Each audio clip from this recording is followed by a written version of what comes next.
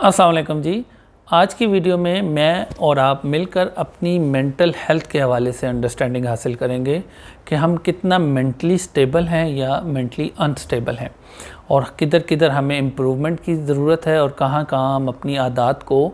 बेहतर बनाकर अपनी मेंटल हेल्थ को और मेंटल डिसऑर्डर्स को बेहतर कर सकते हैं।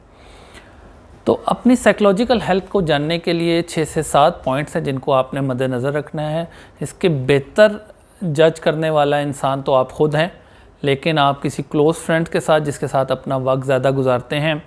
या फैमिली मेम्बर, स्पाउस की मदद से आप अपनी मेंटल हेल्थ की अवेयरनेस हासिल कर सकते हैं। किसी भी चीज़ को इम्प्रूव करने के लिए ज़रूरी है कि सबसे पहले ये पता चले कि प्रॉब्लम आखिर लाई कहाँ करती है। इसको आपने जो भी अभी हम पॉइंट्स डिस्कस करेंगे, इसको आप कैटेगराइज करेंगे 0%, 25%, 50%, 75% या 100% पर, कि आपकी मेंटल हेल्थ किस कैटेगरी में लाई करती है। तो सबसे पहले स्टार्ट करते हैं। अगर आपको अपनी मेंटल हेल्थ के मतलब जानना है तो आपने ये देखना है कि दिन के 24 घंटों के अंदर आप कितनी देर खुश रहते हैं, उदास या बेचैन रहते हैं। अगर आप 50% से ज़्यादा खुश रहते हैं अपने घर पर या अपनी वर्क प्लेस पर या अपनी सोशल गैदरिंग्स के अंदर, तो इसका मतलब है आप एवरेज से बेहतर इंसान है, यानी कि मेंटल हेल्थ आपकी 50% से बेहतर है। और ऑब्वियसली इससे अगर कम है तो फिर इसका मतलब है कि आपको अपनी मेंटल हेल्थ पर वर्कआउट करने की ज़रूरत है और ज़िंदगी में खुशियाँ लाने की ज़रूरत है। तो सबसे पहला पॉइंट तो खुशी या पैरेलल उसके उदासी है। नंबर टू पे ये पॉइंट आता है कि आप के मूड्स कितनी जल्दी स्विंग्स होते हैं, यानी कि आप एकदम गुस्से में आ जाते हैं, एकदम बिल्कुल नॉर्मलाइज हो जाते हैं। मैं ऐसे एक बेहतरीन दोस्त को जानता हूं कि जो कि आप उनसे मिलेंगे तो आपको खुश गुफ्तार उनसे बेहतर कोई नज़र नहीं आएगा, एक अच्छे मिलनसार इंसान, आपको रिस्पेक्ट देने वाले। लेकिन सडनली किसी लाशऊरी तौर पर या कोई ऐसा इवेंट होगा कि वो शदीद गुस्से में आ जाएंगे और आपको शायद उनसे इज़्ज़त बचाना जो होगा वो मुश्किल पड़ जाएगा। तो अगर आपके भी मूड स्विंग्स करते हैं इस तरह से और आपको कंट्रोल नहीं रहता खुशी में भी और गमी में भी, तो इसका मतलब है कि आपको अपनी मेंटल हेल्थ के मतलब सोचना पड़ेगा। नंबर 3, ये बड़ा क्रिटिकल पॉइंट है। अक्सर लड़ाइयों की वजह ये बात बनती है, घरों में भी, ख़वातीन के दरमियान या ऑफिस प्लेस में भी, और वो ये है कि हम तनकीद नहीं बर्दाश्त कर सकते।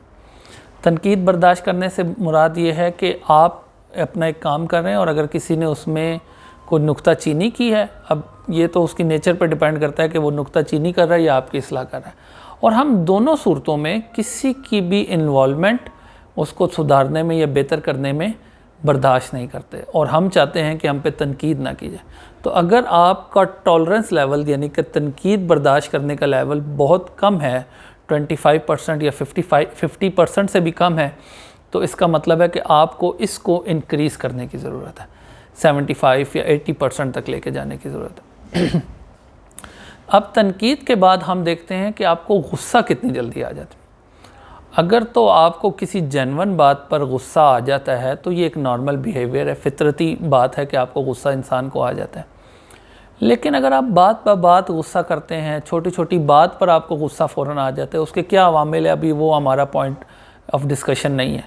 तो इसका मतलब अभी हम सिर्फ आपकी मेंटल और साइकोलॉजिकल हेल्थ के मतलब डिस्कस करें, तो इसका मतलब एक शदीद डिसऑर्डर है आपकी मेंटल हेल्थ के अंदर, और आप गलत डिसीजंस की तरफ जा रहे हैं, अपने आप को कमज़ोर कर रहे हैं फिज़िकली एंड मेंटली बोथ गुस्से की वजह से, और आप एक ऐसी कैफियत का शिकार हैं जिसमें आप बेचैन और मुस्तरिब ही रहेंगे। तो गुस्सा जो है, इसको आहिस्ता आहिस्ता गुस्से को कंट्रोल करना बिल्कुल एक ऐसी है जिस तरह एक बॉडी बिल्डर मसल्स अपने डेवलप करता है डे बाय डे। तो बिल्कुल उन पैरेलल आप अपने गुस्से को पहले तो आइडेंटिफाई करें किन चीज़ों पे गुस्सा आता है, और फिर इसको आहिस्ता आहिस्ता आहिस्ता बर्दाश्त करें, 3 आवर्स, 6 आवर्स, 1 डे, वीक और फिर मंथ के ऊपर कि मैंने अपने गुस्से पे चेक रखना है। अच्छा जी, इससे आगे बढ़ते हैं तो हमें कुछ लोग ऐसे नज़र आते हैं जिनको हर डिस्कशन में ये फीलिंग आती है कि उनको डायरेक्टली और इनडायरेक्टली इंसल्ट की जाती है, उनको डिग्रेड किया जाता है। मतलब किसी महफिल में आप बैठे हैं, अगर आपको कोई डायरेक्टली पॉइंट आउट करे तो फिर तो یقیناً یہ آپ کو انسلٹ کی جا رہی ہے اگر آپ کو کچھ آپ سے ایسی بات کی جائے جو آپ سے ریلیٹ نہیں کرتی یا پھر سب کے سامنے کرنے والی نہیں ہے. لیکن اگر آپ ہر سچویشن میں یہی سوچنا شروع کر دیں کہ میری انسلٹ کی جا رہی ہے یا یہ بات ایکچولی مجھے کوئی پوائنٹ میرے پر کوئی پوائنٹ ڈسکس کیا جا رہا ہے, تو اس کا مطلب ہے آپ کی مینٹل ہیلتھ ویک ہے. آپ یہ سمجھتے ہیں, اور وہ مختلف ریزنز کی وجہ سے آپ کے کوئی انفیریورٹی کمپلیکسز ہو سکتے ہیں, لائف کے پاسٹ ایکسپیرینسز ایسے ہوتے ہیں جس میں آپ کو سمجھ آ رہی ہوتی ہے کہ یہ انسان مجھے ہی حرف تنقید بنا رہا ہے. تو اس سے بھی آپ کو اوائڈ کرنا ہے یا اس کو بھی کیٹیگرائز کرنا ہے, اور پھر اگر آپ سمجھتے ہیں جس جگہ پر بھی آپ سٹینڈ کرتے ہیں 0 سے لے کے 100% کے اسکیل میں, تو اس کو آپ انکریز کریں گے.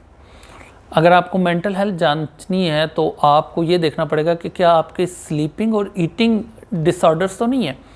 مطلب کہ آپ کنٹینیوسلی اگر آپ کہیں ٹریول کر رہے ہیں یا کسی جگہ چلے گئے ہیں